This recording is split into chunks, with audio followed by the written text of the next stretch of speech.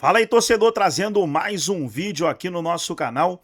E nesse vídeo aí pra gente falar da vitória do Flamengo sobre o Cruzeiro 2-1 no Maracanã, com grande festa aí da torcida rubro-negra. Arrascaeta fez um golaço, Samuel Lino também deixou o dele e o Flamengo está nas quartas de final da Taça Libertadores da América, vai enfrentar Tolima ou Independente Del Valle. O Del Valle tá com a vantagem, fez 1-0 na partida de ida e agora vai decidir em casa. Vamos trazer aí o Elton Serra analisando a partida. Vamos compartilhar aqui no nosso canal para a gente reagir, mas antes quero convidar você que ainda não é inscrito aqui no nosso canal, se inscreva, ativa o sininho das notificações para você não perder nada. Vamos aí para o vídeo, fica até o final do vídeo. No final do vídeo eu trago aí o chaveamento da Taça Libertadores da América. Né? Tudo bem, Edu? Muito bom dia, né? 1h05 desta quinta-feira, estamos aqui no Maracanã, ainda movimentado, porque o pessoal está trabalhando bastante aqui. Muito jogo grande desse tamanho, deixa todo mundo elétrico até altas horas da madrugada. Saíram felizes, na verdade, os torcedores do Flamengo com essa grande classificação num jogaço que tivemos aqui no Maracanã, essa vitória de 2-1 do Flamengo. Você falou, pegar até certinho aqui, honrando também, como sempre faz o Cícero Melo, 72.481 presentes, uma renda de mais de 8 milhões de reais. Então, o estádio abarrotado, torcida empurrando o Flamengo para cima o tempo todo nessa partida. E no primeiro tempo, o Flamengo conseguiu aquilo que a gente pode, não dá nem para dizer que banalizemos essa expressão, né? Foi um amasso do Flamengo no primeiro tempo para cima do Cruzeiro, não deixou o Cruzeiro respirar. Eu acompanhava ali atrás do gol do Otávio na primeira etapa e os jogadores do Cruzeiro estavam nervosos, discutindo entre si, o Gerson muito irritado porque o Cruzeiro não conseguia jogar, não conseguia sair de maneira nenhuma. O Flamengo pressionou, o Pedro numa noite exuberante, o Samuel Lino, enfim, jogadores muito bem. E aí o Flamengo conseguiu o gol depois ali já no fim da primeira etapa, um golaço do Arrascaeta, uma bela colocada, né? O Arrascaeta sempre fazendo às vezes ali para o Flamengo, conseguiu esse 1-0. Torcida inflamou de uma maneira mais impressionante ainda, só que no início do segundo tempo o Cruzeiro mudou de estratégia, empurrou o Flamengo mais para o seu campo, fez uma pressão e deu certo, conseguiu um empate num belo chute do Romero. Maracanã um pouquinho apreensivo e depois teve esse golaço do Lino com mais uma participação. Pedro hoje podia utilizar, Edu, a camisa 10 do Flamengo, porque serviu os companheiros com rara qualidade. Então o Flamengo é muito intenso, muito em cima, retomou o controle do jogo e aí foi um jogo bem parelho, disputado até, mas o Flamengo superior na maior parte da partida. No primeiro tempo nem se fala. Então o Cruzeiro honrou também a sua participação na Libertadores, um jogo muito pegado, muito complicado, fez jogo duro contra o atual campeão, o Flamengo, que busca o pentacampeonato. E os jogadores do Flamengo, Edu, eles vibravam demais ali na zona mista, a gente falando com eles sobre a questão de como o time se entregou, como o time entrou a mais de 220, brinquei até com o Emerson Royal, entraram a 440, né? Porque o Flamengo entrou a toda no primeiro tempo e o Royal mesmo vibrava. Pô, a gente conseguiu 7 interceptações de tentativas de saída do Cruzeiro nos primeiros 15, 20 minutos. Então eles ficaram muito felizes mesmo com o desempenho que tiveram os jogadores do Flamengo. O Cruzeiro, claro, não sai feliz, está eliminado da Libertadores, mas foi um grande duelo aqui no Maracanã. Houve ainda o lance no primeiro tempo, a bola ali que o Jorginho tirou em cima da linha, ficou a dúvida. O Léo Ortiz até brincou, pô, fiquei olhando para a cara do Jorginho, para ver o que ele estava indicando com a cara dele, porque geralmente o jogador sabe o que aconteceu naquele lance ali, mas o VAR ia tirar a dúvida e de fato foi o que aconteceu. Não foi dado o gol e logo depois o Cruzeiro empatou. Então foi um grande jogo que tivemos aqui no Maracanã e vamos acompanhar agora esses personagens que tivemos aqui. Enfim, Samuel Lino falou, tem jogadores do Cruzeiro também, técnicos, enfim, vamos acompanhar todos que falaram aqui no Maracanã nessa grande noite de futebol. Flamengo classificado para as quartas de final da Copa Conmebol Libertadores.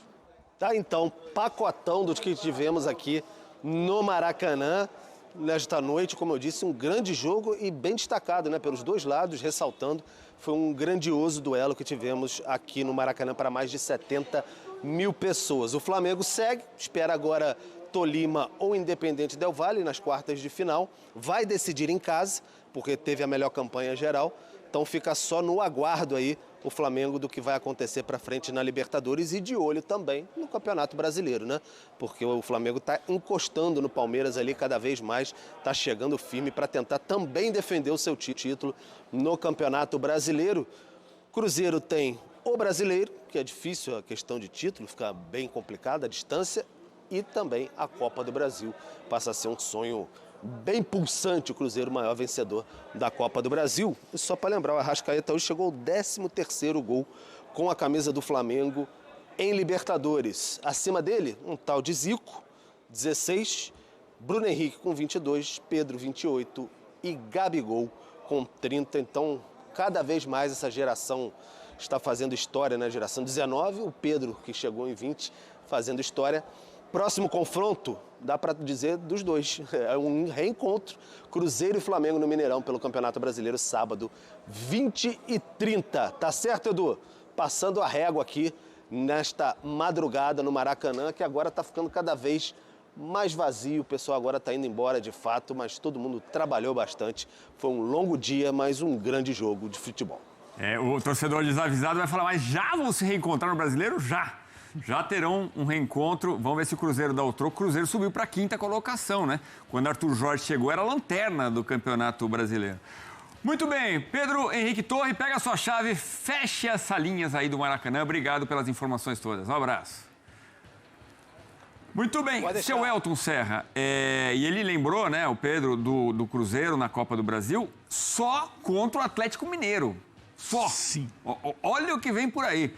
É um time formado para tentar ganhar a Libertadores, né? Encontrou o Flamengo, como disse o Pedrinho BH, o dono do time, e realmente ficou difícil. Acho que no final das contas passou quem jogou mais nos dois encontros. Sim. Um jogo desta quarta bem melhor que o primeiro jogo. Sim, mas vamos analisar do ponto de vista do Cruzeiro nesse momento, porque é um time que voltou a competir.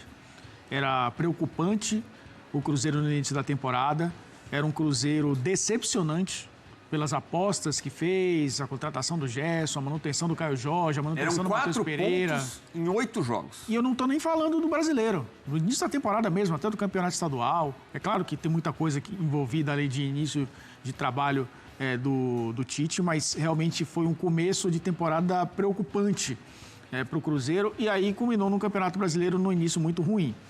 E aí o Arthur Jorge chega e traz algo que a gente já havia falado aqui, né? Confiança para os jogadores, deles entenderem que são protagonistas, disputa de título em todas as competições, Campeonato Estadual, Libertadores, Campeonato Brasileiro, Copa do Brasil, está vivo na Copa do Brasil e, como você falou, caiu para um time que tem um trabalho muito mais consolidado. Mesmo o técnico que era do Cruzeiro no ano passado, tendo chegado depois, porque a gente sabe que o Felipe Luiz caiu depois de uma goleada de 8, mas vinha fazendo um trabalho de campeão de Libertadores, campeão brasileiro, um time, manutenção de uma base de jogadores experientes, e a gente sabia que um técnico minimamente competente faria o Flamengo jogar da maneira que tem jogado. Então o Cruzeiro... O primeiro tempo realmente foi muito bom, né? Sim, o Cruzeiro é um time em formação ainda. O Arthur Jorge, ele fez apenas uma mudança em relação ao jogo anterior, colocando o Romero de volta, e ele faz o gol, né? O Lucas Romero, jogador que foi importante para o primeiro tempo. Né? Ele coloca de volta no lugar do Matheus Henrique, né? Que começou aquela partida do jogo de ida, mas foi o mesmo time. E o Leonardo Jardim, ele repete o time de ida também, porque ele fez algumas modificações no fim de semana, né? O Flamengo com aquela goleada contra o Mirassol, né? E eu imaginei que ele voltaria com o Emerson Royal e o Plata, a dobra pelo lado direito, como funcionou muito bem no jogo de ida, bloqueando o Wesley, que estava jogando por ali com um pouco mais de liberdade, e o Rojas, né? O lateral esquerdo da equipe do Cruzeiro. Funcionou muito bem, porque foi um time que marcou pressão, que conseguiu roubar a bola do campo de ataque, criar oportunidades, fazer um golaço com a Arrascaeta, lei do ex, Para quem não lembra, o Arrascaeta também tem uma história no Cruzeiro, né, de títulos importantes, também relevantes. Faz um belíssimo gol. O Cruzeiro... Foi um pouco o que aconteceu no Mineirão, mas de uma maneira invertida, né? O Cruzeiro reage, é bem verdade que um pouquinho mais tarde, mas reage no segundo tempo, acha espaço, consegue um empate. Mas aí, de novo, funciona muito bem um trio que a gente vai analisar daqui a pouco. O Samuel Nino faz um belo gol para colocar o Flamengo nas quartas de final. É uma classificação merecida, é uma classificação que todos reconhecem que o Flamengo era favorito, até o lado do Cruzeiro transferiu essa responsabilidade para o Flamengo, mas fica aí, já que a gente está falando aqui do Cruzeiro, fica aí pelo menos um saldo positivo de uma equipe que voltou a competir. E pode sim, de novo, se colocar como um protagonista dentro do futebol brasileiro para bater frente a frente com Flamengo e Palmeiras. O Campeonato Brasileiro está um pouco difícil pelo começo. Tem a Copa do Brasil, que é rivalidade histórica, vai ter o maior rival, que também se classificou, a gente vai falar sobre isso na Sul-Americana. É um jogo muito difícil, mas é um Cruzeiro que compete e é um Cruzeiro que mostra força para brigar pelos títulos até o fim da temporada. O Fabrício Bruno diz, né? Saímos de cabeça erguida. Vamos dar uma olhada nos números do jogo. Vitória do Flamengo por 2-1. Pelo primeiro tempo poderia ser mais, né?